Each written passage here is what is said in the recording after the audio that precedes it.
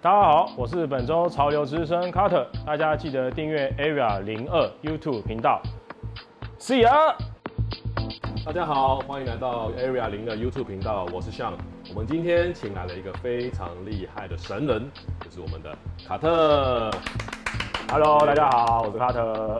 我其实很好奇，就是因为卡特对于 Jordan 真的是球鞋来讲，是在我们大中华地区都非常有享誉盛名的一个非常重要的人物哦。那想请问一下卡特，您一开始接触鞋子的时候是什么样子的因缘际会之下？说老实话，我当时候会注意球鞋，并不是因为 NBA 或者是公牛队，而是因为《灌篮高手》这部漫画。现在的球鞋啊，应该是说Jordan13代，我特别有感觉，是因为那算是我妈妈买给我的第一双球鞋。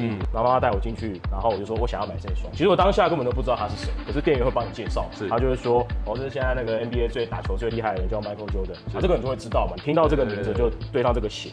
这双鞋我到现在还记得，现在那时候的定价是3950块，可是现在很多都6000多嘛，6000，对，就是一个很高昂的价钱。大概是差不多在17、18岁的时候就想说，球鞋好像可以拿来收藏。对，那你在有这个念头的时候，你就会想说你想要收哪一个球员。我当下其实玩的东西还蛮广的，可能有 Jordan， 有 Penny Hardaway， 然后还有 Kevin Garnett， 就是这些比较顶级的球星。对，那当我有一天就是我就睡觉起来，突然间觉得，我这样子一直这样子花钱，可是你没有 focus 在一个系列里面，我觉得是，当然这个也跟你的资源有限有关系。那我当下就在想说，那我是不是应该选一个最厉害、最顶级的球员的系列来收藏？那我当下就觉得好，那我决定就要收 Jordan 系列，因为 Jordan 那个时候是大家公认的篮球之神嘛，那加上他的系列也够多够广，对，到今年已经即将要迈入第36代、第36年，所以我觉得选他到将近20年之后来看，我觉得是一个正确的选择。对，那卡特这边来讲一下，就是你觉得当我们在买 Jordan 1代的时候，有3件事情是你觉得最需要 focus 的地方？我觉得第一件事情就是你在买这个1代的时候，你必须去了解说这个配色的故事性。对，因为我相信现在很多不管是年轻的小朋友，或者像我们这一代，什么中生代，或者是比我们更前面的前辈，他们都对这一双就是黑红1代就非常非常喜欢。那为什么？因为这是有故事嘛。对，大家都很清楚知道说，其实当时候 Ben 这个故事，其实是这个黑红这双鞋被禁掉，而不是Jordan 1代本身。那是在1984年的时候所使用的配色。对，当时候其实 NBA 是禁这个配色，那进而因为 Nike 看到一个商机，所以他把这一个故事，然后滚到这一个球鞋里面去，所以后来才会出这个Jordan 1代的黑红 Bray 的配色。因为我是老人，所以有对故事打动我的东西，我会比较想要去购买。那我们现在有发现前面的鞋子不太一样，对不对？因为我们现在要讲什么呢？我们现在来介绍卡特的几个收藏。我现在桌子上这些鞋啊，基本上就是现在大家非常追捧的一些配色啊，比如说像芝加哥1代啊，或者是像黑红这个 Bray 的配色。那我今天想要先开始讲的第一双鞋就是这个。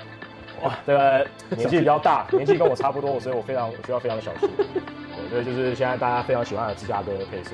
现在我的了解应该也有差不多将近快1万美金的价钱。其实最开始的时候，Jordan穿这双鞋在公牛队在打第1年的时候啊，其实他本身啊对这双鞋是有所抱怨的。当时Jordan看到这个鞋子设计的时候，他是觉得这根本不能再打球啊，也不太行。所以他有比较反抗一点点的味道，所以他为什么一开始没有穿1代就穿别人？对，当然根深蒂固的原因是因为他在跟 Nike 签约之前，他本身是在大学的时候其实穿 Converse 的这个品牌，没错。那他当然在那个时间点，大家都是穿那个品牌，就认为它是一个最好的东西。对，但是 Nike 他赌对了嘛，他选择跟对，就是现在的篮球之神 Michael Jordan 做一个合作的动作。当时他在1998年，也就是他在公牛队的最后一年，其实他有穿这一双的94年复刻哦，好像是去纽约对，跟尼克队做一个比赛。这个黑红，它就是一个94年的复刻版本，然后这是他的签名，对，尺寸好像也是 Jordan， 对，也是 Jordan 的13号，这是他的尺寸。在94年的时候，其实他只有复刻2双的 Jordan 1代，就是这个黑红配色，是跟这双所谓的现在俗称的芝加哥配色嘛。现在 Jordan 1代已经变成类似像 Air Force One 或者像 Dunk 这些鞋一样，它每一年都是几十款的配色在发售。这双也是当年对的那个另外一个配色的，对，1985年，当时1985年、1984、85年那个年代穿的颜色是真的是非常特别，因为整个 NBA 球场上都是白或黑为主的配色，没错。啊，就是直接用一个非常跳的颜色，我觉得是非常特别。那卡顿这个鞋子啊，你觉得跟现在来讲，或者是就是对比现在有哪些地方是不太一样的？其实变化还蛮大。其实光从黑红，应该是刚好是85年跟94年的嘛，你就可以稍微隆起拿。对，没问题。就是可以很明显感觉到它的鞋的楦头啊，跟它的那个鞋身长得其实是很不一样的。对，甚至我个人主观我觉得94年它比较漂亮，比较符合我们现代人穿球鞋的感觉，就是比较尖。是，然后这个衣带我觉得是比较胖了一些，所以我觉得 Nike 做的每一件事情都是有它的道理性。好，那除了这些之外呢，卡特你还有哪一些是觉得非常值得介绍的鞋子？再来就是我想要介绍的是这双 Jordan 跟 Levi's 联名的 Jordan 衣带，然后成 Levi's 嘛。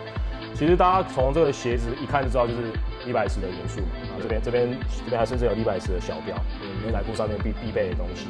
好，这双鞋当时候只有在美国做发售，它当时的数量只有2323双，就 Jordan 的号码就2323。对于 Jordan 只要有编号的球鞋，我都会特别喜欢。那它当时候是有除了球鞋以外，还有这个牛仔裤，然后还有 T 恤。